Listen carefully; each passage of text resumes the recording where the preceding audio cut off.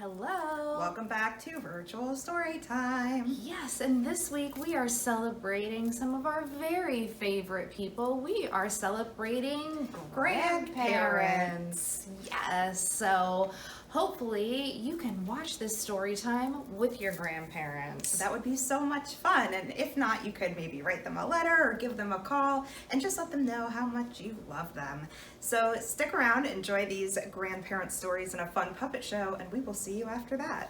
Bye. I'm going to read for you the Grandpa book by my favorite author, Todd Parr. Some grandpas collect a lot of different things. He definitely has a lot of things, doesn't he?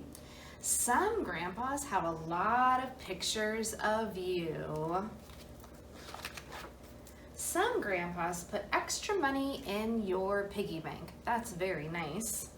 Some grandpas put extra marshmallows in your hot chocolate. Yum!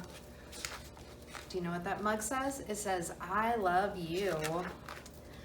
All grandpas like to tell you stories. Oh, it looks like he's got some good fishing stories. Some grandpas talk really loudly. And some grandpas send you cards. It's really nice getting mail. Some grandpas can wiggle their ears. Can you wiggle your ears? Some grandpas let you try on their glasses. I think you might need to grow into them. All grandpas like to make you laugh. They definitely tell lots of good jokes.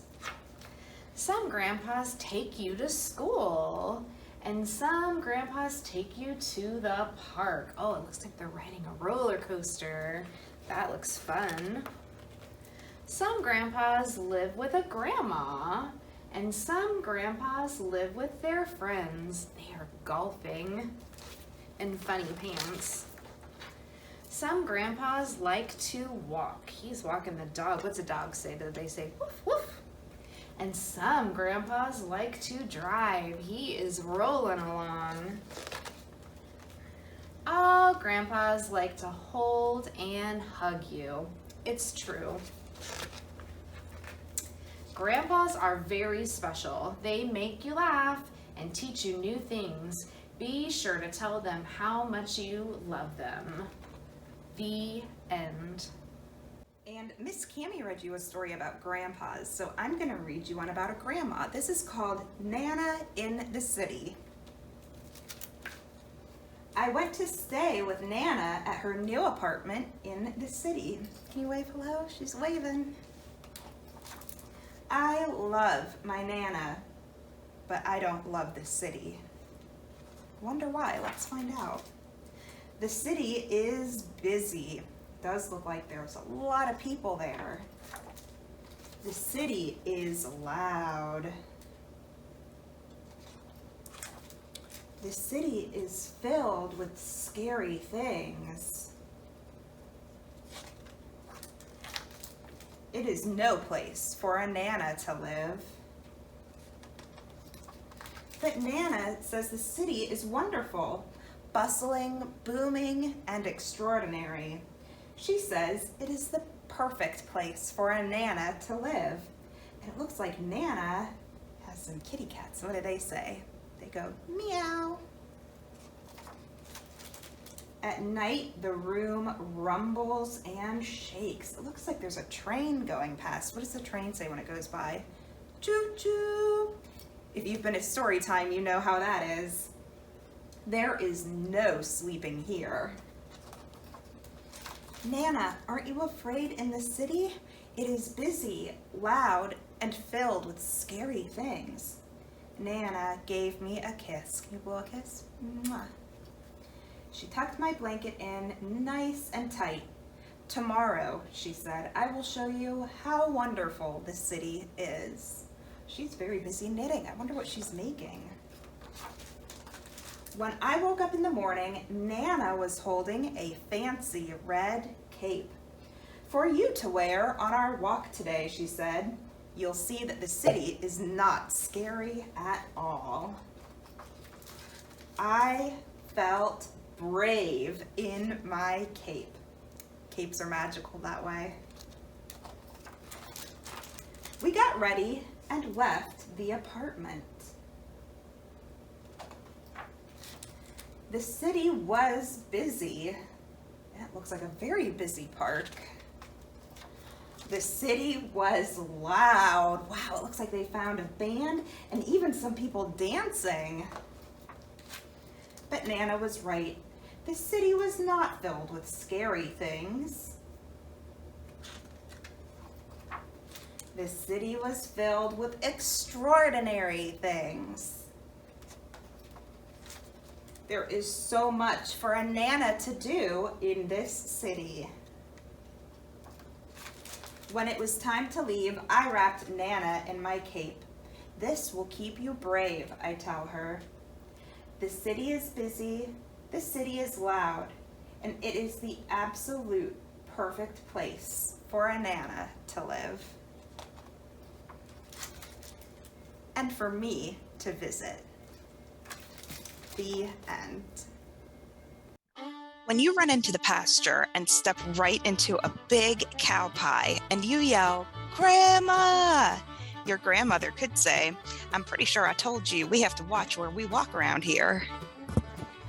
But she doesn't. She gets the hose and sprays off your shoes. You put them on the fence to dry, and then go back inside for some clean socks and your boots. When the horse puts his nose right against yours and you stand as still as a statue, "Grandpa?" your grandfather could say, "Well, don't be a scaredy cat." But he doesn't. Grandpa takes a carrot out of his pocket and shows you just how to hold it. Then old Jasper eats it in one bite right off your hand. When you want to help feed the cow, but you can't lift the hay, your grandmother could say, "Hold on there, that's way too much."